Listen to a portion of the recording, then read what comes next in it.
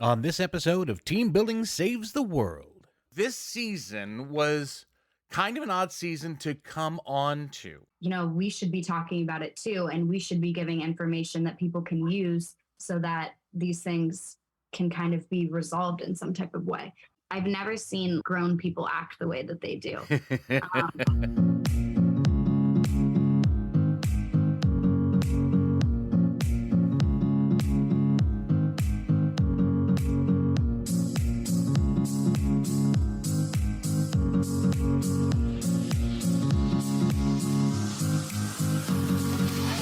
Hello, team. It's me, your old friend Rich Rinnensland, host of Team Building Saves the World, the show where I speak to the leaders and innovators in employee wellness and corporate culture on how it reflects in the world of today. And today, we are wrapping up Season 3 of the podcast with my producer for this season, Anna Weber. But first, I need to share some love with the rest of my supporters at Team Bonding. If your team is ready to experience teamwork through the power of play, then visit teambonding.com to learn more. Now, team, join me in welcoming my guest for today, my friend and producer, Anna Weber. Anna!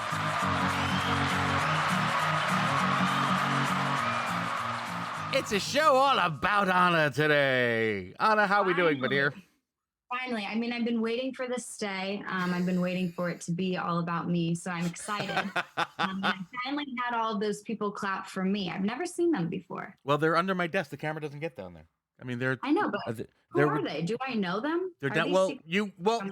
Let's talk about that in a bit because if you remember during the actual holiday party planning episode, you met CJ and Kevin and Stephanie and Jane, and those are just a few of the people that I lock up under my desk. Okay, so let's start off right, though. We need to actually introduce you properly. Go ahead and tell the team out there who you are and how you got involved in this podcast. Of course. Well, my name is Anna Weber, obviously. I am a marketing coordinator for Team Bonding and the new producer of Team Building Saves the World.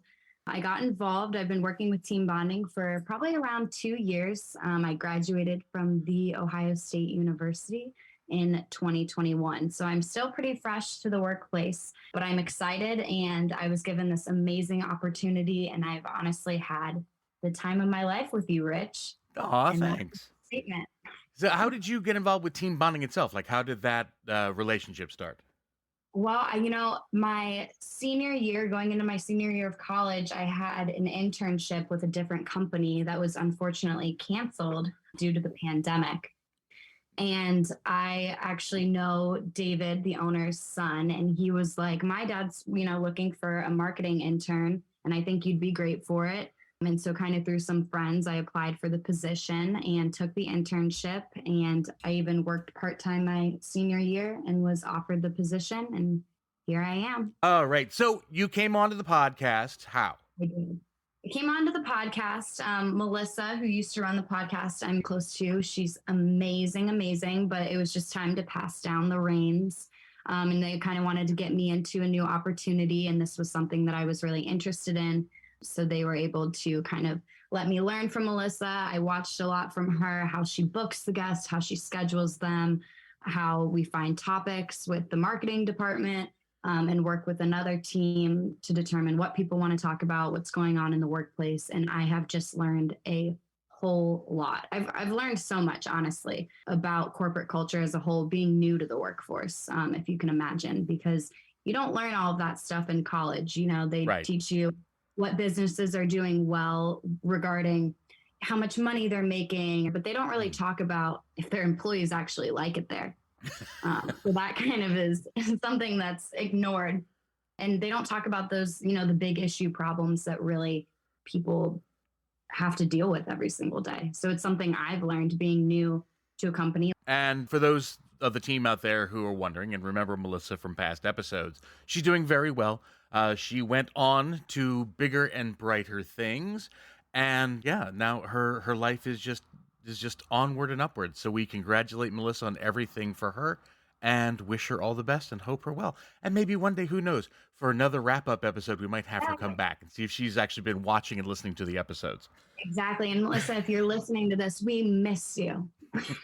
So this season was kind of an odd season to come on to. In the first season, did you ever go back and listen to like the early episodes? Of course. Well, I was on board during it. Okay. I was interning, so I was listening to all the episodes, but I wasn't really behind the scenes, so I didn't get to see all the magic. But this season rather, things really took a bit of a turn. We started focusing a lot more. Our second season, where we started talking about corporate culture, was a lot more generalized. But this season, we really started focusing on very specific agendas. Can you talk about what it was or how it came about that we decided to go in that direction? I kind of think what happened was we started seeing, with the pandemic kind of coming to a close and everything, people really starting to bring up these topics on LinkedIn. They started talking about them more on social media. Companies started even addressing them more. Mm, So when you're kind of seeing that, like I'm on the marketing team, when you're seeing that kind of perspective of people talking about it, and what people want to hear then. If right. things are kind of starting to come to light, then we should be talking about it too, and we should be giving information that people can use so that these things can kind of be resolved in some type of way.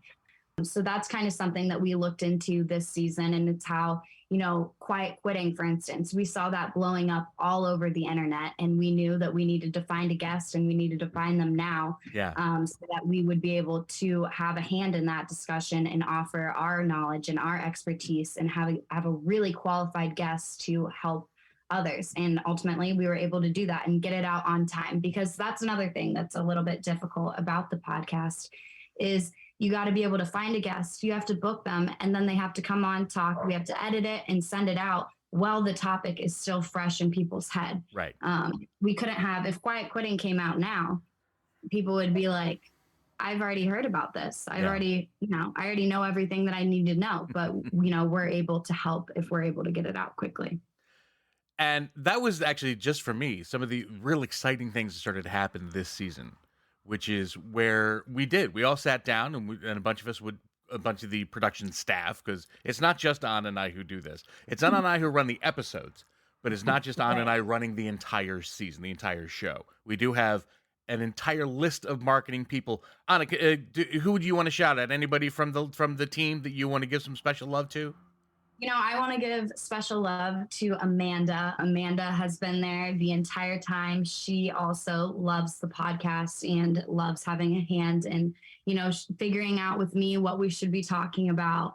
She's amazing. And she puts up all the episodes and she gets everything ready to go. So she's amazing. Indeed. From Amanda to Alicia, who is no longer a part of a team, but her presence is still really strongly felt in this season. All the way up to David. We have such a great team who is so very supportive in making sure that this podcast goes not only in the direction that we want it to go, but in a direction that you, the team out there, will want to keep listening to. So, yes. Anna, do you have maybe any questions for me that you would like to ask? Yeah, Rich, I do. One, I want to know how you do it, because being right now, even in front of this, this isn't exactly my thing. I'm not very good at podcasts, but you somehow are able to just pull it out of the bag and do it every single time. And it is amazing. So I guess my question to you is, you're so confident. Where does that come from? How are you able to just do this every single week? Years of faking it. No. I mean, honestly, that's partially true. It is a partially accurate statement. I've been a professional actor since I was 25 years old. That's when I started getting paid to do shows. And it was at that point that another professional actor friend of mine said, tell everybody you're a professional actor now. You're going to get paychecks for that. Go ahead. Tell everybody you're a professional now. So I started performing in high school, went into college, performed there, and then just kept doing it and kept loving it. And I don't know, I hate to say that I've never felt stage fright before. I have felt underprepared before, but that doesn't really lead to the stage fright portion of it. A big thing that I've learned, which we actually talked about in one of the episodes, is the importance of being able to look stupid. Right. It is totally okay to be the one in the room who doesn't know what everybody else is talking about. And when we first started the podcast itself, that's how I wanted to be. I wanted to be the guy who knew nothing about the topics we were discussing so that I could be the voice for anybody else out there who also does not know what it is that we're talking about and is coming at this completely fresh. Of course, now we're wrapping up season 3, which means I'm actually taking more of an active part in the conversation than I ever have before, which feels good. It feels refreshing. What's your favorite part about the podcast then? It's actually, besides the topics, which are fascinating to me, because as a performer, I was never really involved except, tertiarily in the corporate world. But now I'm finding out all these things that are happening, that there are all these major changes that are occurring. And that's, I think, what's most important about this podcast. When we hit the ground running, we did so in the early days of the pandemic. Mm-hmm. And back then, it was simply a podcast about what our company, what our business of team building facilitation, what it is that we're doing to actually survive the pandemic itself. And then for season 2, we found out the pandemic was causing so many changes. And what were the changes? How were people adapting? Were people adapting? And it brought to light a lot of issues that were present before that people really didn't speak on. Yep. And I find that the most fascinating, honestly, because being new to the workforce, like only being here for, about 2 years, it's crazy. I mean, listening to my friends talk, I have so many friends and they all work different jobs. Some of them work till 8 p.m. at night. Some of them have a ton of friends in the office. Some of them have no friends at the office. Some of them go into work every day. Some of them don't. Like the craziness of how every single company has a different work environment is nuts to me. I mean, it really is. And I think that is something that really drew me, especially to the podcast, because all of these people and all of their stories. And it's like, there's things that need to change within every company. So that's kind of what I've liked about this podcast, is that we bring those topics to light, and we're not only helping the company as a whole and the employer, but it's actually going out to the employees and, maybe even people who don't have a job. It's telling them what they should look for in a company and how they should prepare for getting an interview. We have topics that span from getting that first interview to when you're at the company dealing with conflict. You know what I mean? Right. So really spans the entirety. And I think that's also what I love so much about the show, is that so many different viewers can enjoy it, and kind of you can listen to it and put it into your own perspective. It can kind of be manipulated into however you want to listen to it, if that makes sense. The thing that I especially love about this season, and you coming on board, Anna, is the fact that we are definitely two very different perspectives. Yes. I mean, here I am in my 50s, the host of a podcast, and there you are, fresh-faced out of college, and so young. And not in an insulting way, but I look back on you and I go, I remember vaguely when I was that age. But your perspective is so very, very different from mine. And one thing, just to give you guys a little peek behind the curtain as to the way things look here at the podcast, is Anna does such a great job of getting me all of the links that I need to be able to learn as much as I can about a topic before the guest comes on. Plus, she will give me and the guest a series of sample questions, not to prep, but to sort of give an idea as to where the conversation can go. And I love it because you're giving me the fresher perspective of a new person looking to go into the job market and what that can look like. Whereas I can still bring in the voice of, okay, let's now say that I've been in the business for a number of years. What else can I look forward to? What else can I try to change or accomplish? Exactly. I mean, that's what's, would you consider me Gen Z? Is that what I am? Yeah, well, born in 1999. Is that Gen Z? Yeah. I definitely consider you Gen Z. It's hard because I don't know if I relate to like the Gen Z that everybody talks about, but I guess I suppose that I do. I think. Well, what do you consider the Gen Z everybody talks about? Just the, unmotivated, they just came in, they're just kind of looking to do whatever. And, like And that's how they kind of talk about us. But I don't feel like, I mean, maybe that will be the younger crowd coming in because but people probably thought that about us when they were younger. But then I guess I think that about us now. I'm going to be honest with you. Everybody, the generation before or two before, thinks that about the current generation. There was no difference when Gen X was up and coming that anybody ever There's talked always about so us. many changes. I mean, I would say, I think about like when I want like a workplace situation, like I want to be able to have friends at work. I love having people that I can talk to. I love feeling comfortable. I almost think that's pretty like natural of our generation. It's very funny to me. Another thing that people don't know, that our team can't know, is the fact that you are out there in the middle of the country and I'm on the East Coast. I So know. we have That's only met everything. face to face one time.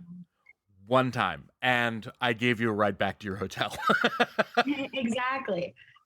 But I don't feel like I've only met you one time. No. That's a crazy thing too. And I accepted this job when it was in the pandemic, and I was fully aware that it was going to be remote, and I wouldn't change it. I do love being remote, but I also, it's fun to go into the office and it's fun to go see people, but I don't feel disconnected. I think that's something that I bet a lot of remote employees might relate to. I don't feel disconnected from the people that I work with. I talk on the phone all day to my boss. Mhm. I'm slacking all day, different people.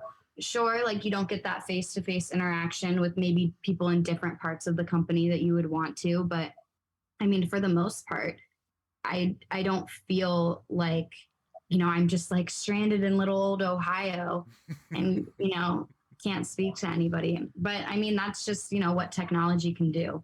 And for people out there, when she says slacking, she means on a Slack channel, talking to people, texting back and forth with them. Not as my generation would think, she's slacking all day. She's not doing anything. I know. But that is the thing. I do wonder. I'm like, I hope that everybody knows that I do work all day. Like, like, 'cause you're not in the office, so you don't know necessarily what I'm doing. But I'm like, Right. I swear to you, I always tell my boss, I'm like, I'm worried that people just don't think I'm doing anything. She's like, nobody thinks that. Yeah. But you've also gone out and assisted in facilitations as well in the area, Right, which has been amazing. That's I love team bonding, and the reasoning is because they truly are making teams better. And I've been able to go to several different events, and you can just see people. And Rich, as a facilitator, they start off and people are a little bit hesitant of team building activities. I would be too. And then they get into it, and I've never seen grown people act the way that they do. People, one of my friends actually did a team bonding event, and I had no idea. And she texted me and she was like, oh my gosh, like your company is doing my company's event. She's like, I had so much fun. Have you ever assisted in any of the virtuals, or have you only done the live? Yeah. I did virtual last season. Those were fun. I especially loved, because I still tell this story, even when I do live, I tell the story of how one of my very first virtual encounters, actually hearing someone say, because they forgot to mute themselves on Zoom, that no, honey, daddy can't play with you right now. I have another stupid team building thing I have to do. I know, and it's such a cliche. Like I get where people are coming from because they don't really understand the whole process, and they're like, Right. "Oh, my company is making me do this, that, and the other." but they're not like that. I mean, from like the charity bike build, when you're like you're building bikes for kids who need them, or my favorite one ever, obviously because I love dogs, Paws for a Cause. Like you're going and you're building dog beds, and you're building toys, and you're bringing them all these supplies that these dogs need at the shelter. And if you're listening to this, consider booking that event for the holidays because the shelters are full.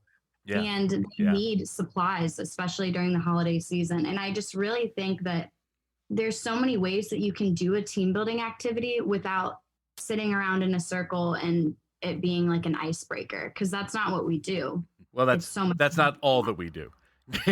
we do still also do that. Just the icebreakers We do icebreakers. Yeah. But not, but there's meaning behind the event. Exactly. And going back to your original question for me of how do I do this? It's the same way that I can do the facilitation. It's not about me. No matter what I'm doing, whether I'm talking on a podcast, every podcast I consider the star of the show to be the guest and the topic they want to talk about. Uh, I agree. just like when I'm doing a live event, I'm not the star, they are. I can get them warmed up. I can get them to the point where they stop worrying about, is this an hour and a half I'm wasting of my time? And I get them to the point where they're enjoying each other and enjoying the thing that they're doing. You know what, Rich? And just naturally, I'm enjoying myself, and so we missed the live read. We gotta go. We gotta go ahead and do the live read. Because, I was wondering. because I'm so caught up now being a guest. All right, you heard it here first, my friends. Let's get to it. It is time for me to tell you about a company that I and Anna both are so very proud to be a part of, Team Bonding. Team Bonding was founded over 20 years ago with one simple question: how can employees have a great time while fostering strong, authentic bonds between people who work together? They've created a catalog of innovative events using the power of play as a learning tool and tapping into the correlation of work and play. Whether it's scavenger hunts, Jeopardy, or any of the hundreds of activities we have possible, the team bonding of activities, be they live, virtual, or hybrid, maximizes the impact of team building with an accent on fun. So visit teambonding.com to schedule your event now. Team Bonding, when you want seriously fun results. And we are back, wrapping up season 3 with my pal and producer, Anna Weber. So, Anna, let's look at the future. What do you want to see happen with the show next? What I want to see happen with the show is, things that we touched on from this past season. We touched on a lot of really important topics. One of my favorite ones was the one about mental health. I think that is so important in the current climate that we are in right now. And it spans from every generation is the thing. So I'm hoping, for next season, we can take topics like mental health and we can take topics like empathetic leadership, and we can kind of narrow them down to different things that make them what they are. So, a specific factor that can help with mental health. Right. We really want to get into just narrowing down these topics because we've hit the broad thing, but as we've seen, the guests can talk and talk and talk. They have so much more knowledge to give, which really has made me think, we need to be narrowing down these topics so that, we can have several that can be within one topic, right? If that makes sense. No, completely. I often wonder if I go back and re-listen to every past episode, how many times at the end do I say, I could continue talking about this? Yeah. Seriously, different topics come out when you're talking about a topic. So there's a lot of things that you might have heard that were mentioned throughout the show this season that are now going to be their own new topic because they bring that up and it sparks a light bulb and you're like, wow, that's something that we probably should be talking about as well. So I really think that for this next season, we're going to stick with company culture because that's so important and it's, really means something to team bonding. And it's ultimately, we want to make better teams, happier teams. Nice. So I think that with this next season coming up, you're going to hear a lot more about the topics that we talked about from the previous season, but they're going to be a little bit more specific, a little bit more personal. And I think it will be really exciting. We're also, trying to keep up with these, if there's going to be something new, who knows? Quiet quitting was one. Yep. Let's see if there's something that pops up. We also want to make sure that we hit on those. So excellent. Plus, as we're going more and more back to live presentations, I'm still out there in the world talking to company contacts throughout the entire country. And as I talk to them, you hear the different companies and the directions that they're taking. Now that, how many companies are demanding that people come back to an office space and stop working from home. And then there are still those really successful companies that are saying, no, for example, I recently did one where they were like, no, we have what's called Last Thursday, which is the final Thursday of every month. Everybody has to be back in the office for one day. Beyond that, they're all at home working just on their computers like you and I do. So the world is still changing, and we want to help you, our team, get through it and see what the different options are that are out there.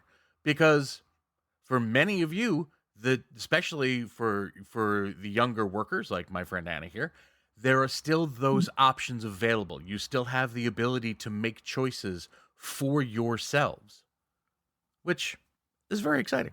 It's a very, very exciting time to be, working in this, let alone hearing about it and discussing it with the experts.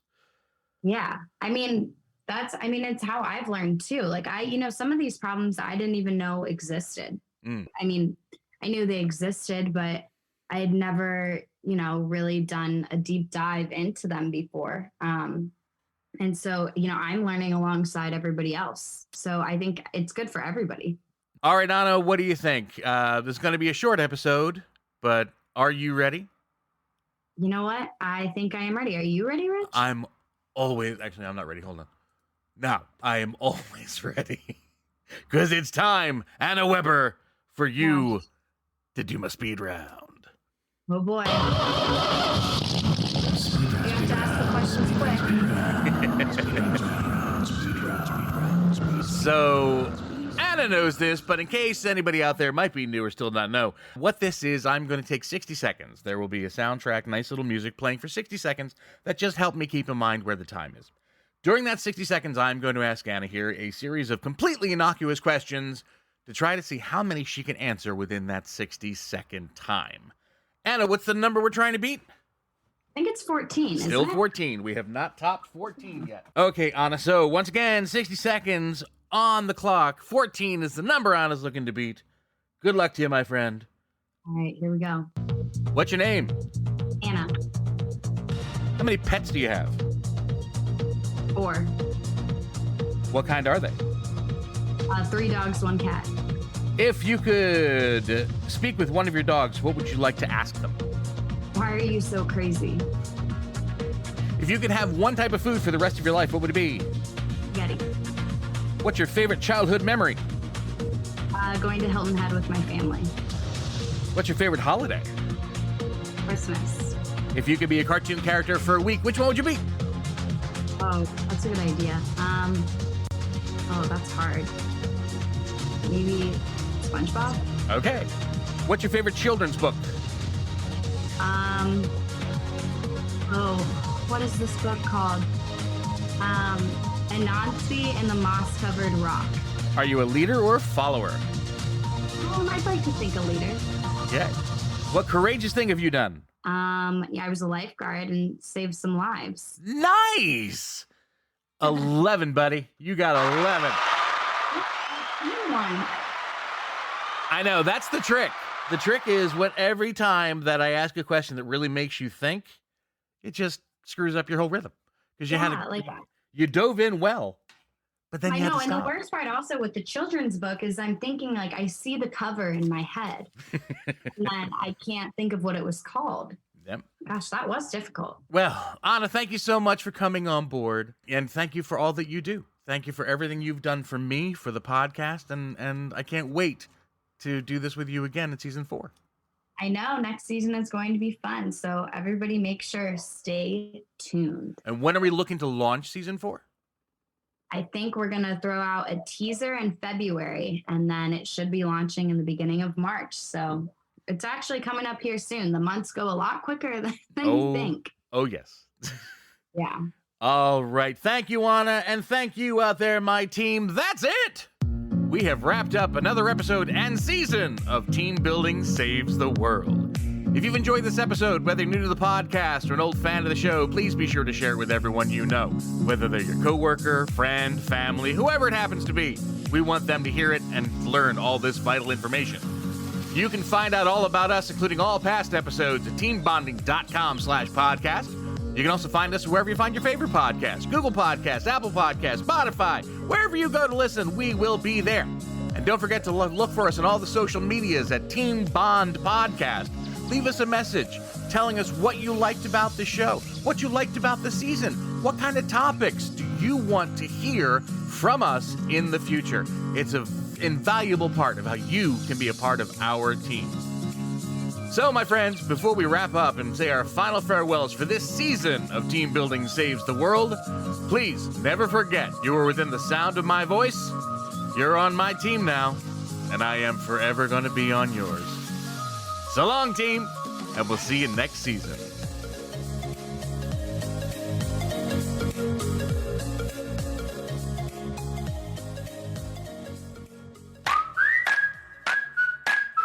It's been said that you learn more about a person in an hour of play than in a year of conversation. So why not put your coworkers to play with the help of the team at Team Bonding? Team Bonding was founded over 20 years ago with one simple question. How can employees have a great time while fostering strong, authentic bonds between people who work together? Their catalog of innovative events includes scavenger hunts, Jeopardy, and much more. Each activity, whether live, virtual, or hybrid, maximizes the impact of team building with an accent on fun. Visit teambonding.com to schedule your event now. Team Bonding, when you want seriously fun results.